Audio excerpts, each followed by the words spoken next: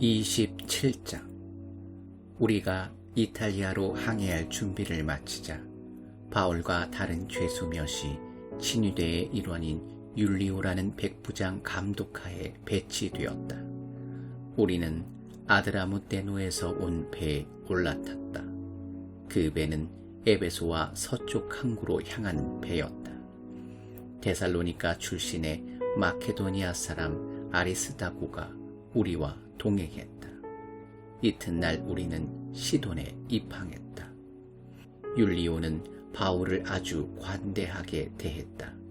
배에서 내려 그곳 동료들의 환대를 받도록 허락해 주었다.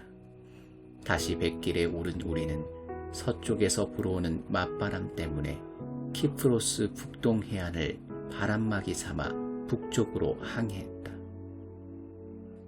그리고 다시 해안을 따라 서쪽으로 향하여 무라항에 닿았다. 거기서 백부장은 이탈리아로 가는 이집트 선박을 찾아 우리를 그 배에 옮겨 태웠다. 그런데 사나운 날씨를 만나 항로를 유지하기가 불가능했다. 갖은 고생 끝에 마침내 우리는 크레타 섬 남쪽 해안에 이르러 아름다운 항구에 닷을 내렸다. 우리는 이미 시간을 많이 허비했다. 추분이 이미 지났고 이제부터는 겨우내 폭풍우가 잦은 날씨여서 항해하기가 너무 위험했다. 바울이 경고했다.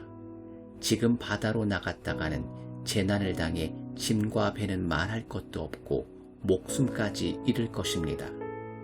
그러나 그곳은 겨울을 나기에 적합한 항구가 못 되었다. 거기서 몇 킬로미터 떨어진 베닉스가 더 나았다. 백부장은 바울의 경고를 흘려듣고 선장과 선주의 말을 쫓아 다음 항구로 향했다. 남쪽에서 미풍이 불어오자 그들은 순항할 줄로 생각해 닷을 올렸다. 그러나 바다에 나가기가 무섭게 악명 높은 북동풍이 맹렬한 기세로 몰아쳤다. 배는 완전히 그들의 통제를 벗어나고 말았다. 풍랑 가운데 떠다니는 나뭇잎 신세였다. 우리는 가우다라는 작은 섬을 바람막이 삼아 간신히 구명보트를 준비하고 돛을 내렸다. 그러나 모래톱이 바위에 많아 섬에 다가갈 수 없었다. 우리는 닻을 던져 겨우 표류를 막고 바위에 부딪히는 것을 면할 수 있었다. 이튿날 다시 물결이 높아진 데다 폭풍 후에 배가 큰 손상을 입어 우리는 배 밖으로 짐을 던졌다. 사흘째 되는 날에는 선원들이 장비와 식료품까지 내던져 배를 좀 더 가볍게 했다. 해와 별을 보지 못한 지 벌써 여러 날이었다. 바람과 파도가 사정없이 우리를 때렸고 우리는 구조되리라는 희망마저 잃고 말았다. 식욕도 삶의 의욕도 잊어버린 지 오래될 즈음에 바울이 우리 가운데 서서 말했다. 여러분이 크레타에서 내 말을 들었더라면 이 모든 고생과 시련을 피할 수 있었을 것입니다. 그러나 지금은 상황이 호전될 테니 지난 일에 연연할 것 없습니다. 우리 가운데 단 한 사람도 물에 빠져 죽는 일은 없을 것입니다. 하지만 배도 무사할 것이라고는 말 못하겠습니다. 배는 파손할 것입니다. 지난밤에 내가 섬기는 하나님의 천사가 내 곁에 서서 말했습니다. 바울아, 포기하지 마라. 너는 장차 황제 앞에 설 것이다. 너와 함께 항해하는 사람들도 모두 무사할 것이다. 그러니 사랑하는 친구 여러분, 용기를 내십시오. 나는 하나님께서 내게 말씀하신 그대로 행하실 것을 믿습니다. 그러나 우리는 한 섬에 난파될 것입니다. 19흘째 되는 날 밤에 우리는 아드리아해 어디쯤에서 표류하고 있었다. 자정 무렵에 선원들은 배가 육지 가까이로 다가가고 있음을 직감했다. 수심을 재어보니 약 40m였고 잠시 후에는 약 30m였다. 그들은 배가 좌초될까 두려워 닷을 4개 내리고 어서 햇빛이 나기를 빌었다. 선원들 가운데 몇 사람이 배에서 탈출하려고 했다. 그들은 뱃머리에서 닷을 더 내리는 척하면서 구명보트를 내렸다. 바울이 그들의 속셈을 꿰뚫어 보고는 백부장과 병사들에게 말했다. 이 선원들이 배에 남아있지 않으면 우리는 다 빠져 죽을 것입니다. 그러자 병사들이 구명보트에 줄을 끊어 그냥 떠내려가게 했다. 동틀 무렵 바울이 사람들을 모두 불러 모아 아침 식사를 권했다. 우리가 음식 없이 지낸 지 벌써 10나흘이 되었습니다. 아무도 음식 생각이 없었습니다. 하지만 이제 뭘 좀 먹어야 합니다. 기력이 있어야 구조도 되지 않겠습니까? 여러분은 상처 하나 입지 않고 여기서 벗어날 것입니다. 그는 빵을 떼어 하나님께 감사하고 모두에게 돌렸다. 다들 실컷 먹었다. 모두 276명이었다. 사람들이 다 배부르게 먹고 남은 곡식은 바다에 버려 배를 가볍게 했다. 날이 밝았으나 아무도 그 땅이 어디인지 알아보지 못했다. 그때 근사한 해안이 펼쳐진 만이 눈에 들어왔다. 그들은 해안가에 배를 대기로 하고 닷줄을 자르고 키를 풀어 돛을 올리고 순풍을 받아 해안으로 향했다. 그러나 뜻대로 되지 않았다. 아직도 해안가로부터 꽤 먼데 배가 암초와 충돌해 부서지기 시작했다. 병사들은 죄수들이 헤엄쳐 탈출하지 못하도록 그들을 죽일 작정이었다. 그러나 백부장이 바울을 구하기 위해 병사들을 막았다. 그는 누구든지 헤엄칠 줄 아는 사람은 물속으로 뛰어들어 헤엄쳐가고 나머지 사람들은 나무 조각을 붙잡으라고 명령했다. 다들 무사히 해안에 닿았다.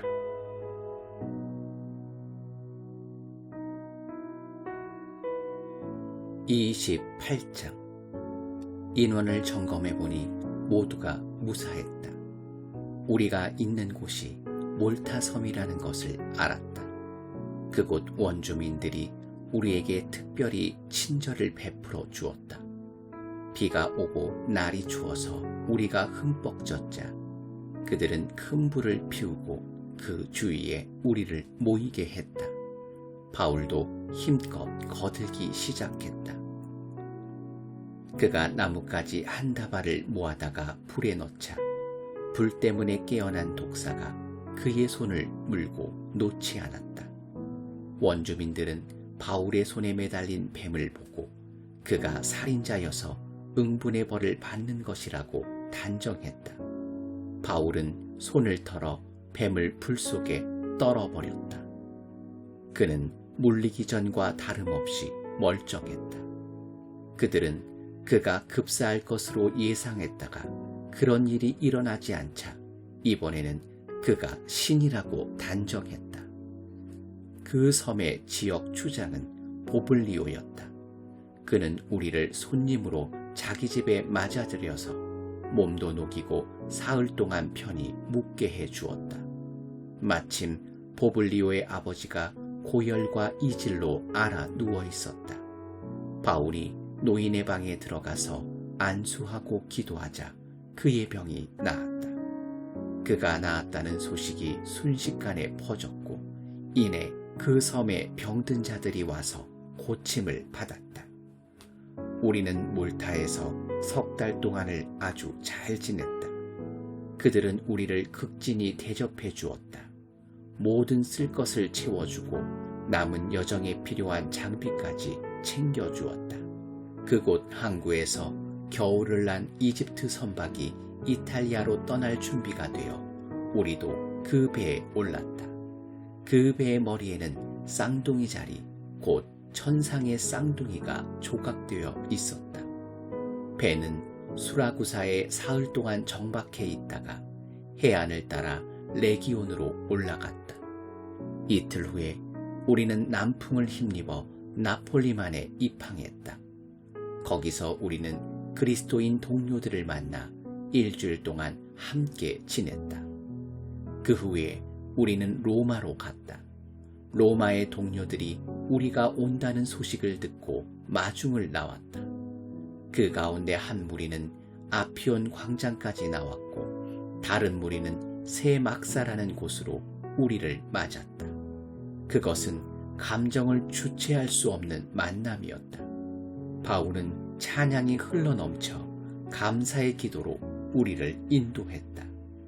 우리가 로마에 들어가자 그들은 바울이 그를 지키는 병사와 함께 개인 숙소에서 생활하게 해주었다. 사흘 후에 바울은 유대인 지도자들을 불러 모아 자기 집에서 모임을 가졌다. 그가 말했다. 예루살렘의 유대인들이 혐의를 날조해 나를 체포했고 나는 로마 사람들의 손에 수감되었습니다. 분명히 말하지만 나는 유대인의 율법과 관습에 어긋나게 행동한 것이 전혀 없습니다. 로마 사람들은 혐의 내용을 조사해 사실 무근인 것이 밝혀지자 나를 풀어주려고 했습니다. 그러나 유대인들이 맹렬히 반대해서 나는 어쩔 수 없이 황제에게 상소했습니다. 내가 그렇게 한 것은 그들의 잘못을 고발하거나 로마를 상대로 우리 민족을 곤란에 빠뜨리려는 것이 아닙니다. 그런 문제라면 우리는 이미 겪을 만큼 겪었습니다. 나는 이스라엘을 위해 그렇게 했습니다. 오늘 내가 여러분에게 이 말을 들려주는 것은 내가 이스라엘의 적이 아니라 이스라엘의 편임을 분명히 하려는 것입니다. 내가 여기 잡혀온 것은 멸망이 아니라 소망을 위해서입니다. 그들이 말했다. 우리는 아무한테서도 당신에 대해 경계하는 편지를 받지 못했습니다. 여기에 와서 당신을 나쁘게 말한 사람도 없었습니다. 다만 우리는 당신의 생각을 더 들어보고 싶습니다. 그리스도인이라는 이 분파에 대해 우리가 아는 것이라고는 이 분파를 좋게 말하는 사람이 아무도 없다는 것뿐입니다. 그들은 시간을 정했다. 그날이 되자 그들이 많은 친구들과 함께 바울의 집에 다시 모였다. 바울은 아침부터 저녁까지 온종일 그들에게 하나님 나라에 관한 모든 것을 설명했다. 그리고 모세와 예언자들이 예수에 대해 기록한 것을 짚어가며 그들 모두를 힘써 설득했다. 그들 가운데 어떤 이들은 그의 말에 설득되었으나 다른 이들은 한마디도 믿으려 하지 않았다. 믿지 않는 이들이 서로 시비를 걸며 말다툼을 시작하자 바울이 끼어들었다. 여러분에게 한 말씀만 더 드리겠습니다.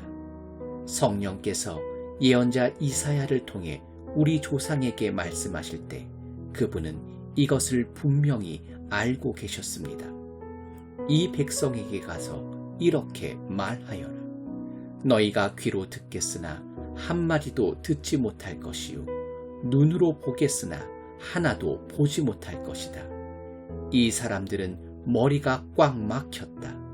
그들은 듣지 않으려고 손가락으로 귀를 틀어막는다. 보지 않으려고 나와 얼굴을 맞대어 내 치료를 받지 않으려고 두 눈을 질끈 감는다. 여러분에게는 이미 기회가 있었습니다. 다음은 이방인들 차례입니다. 내가 장담합니다. 그들은 두 팔 벌려 받아들일 것입니다.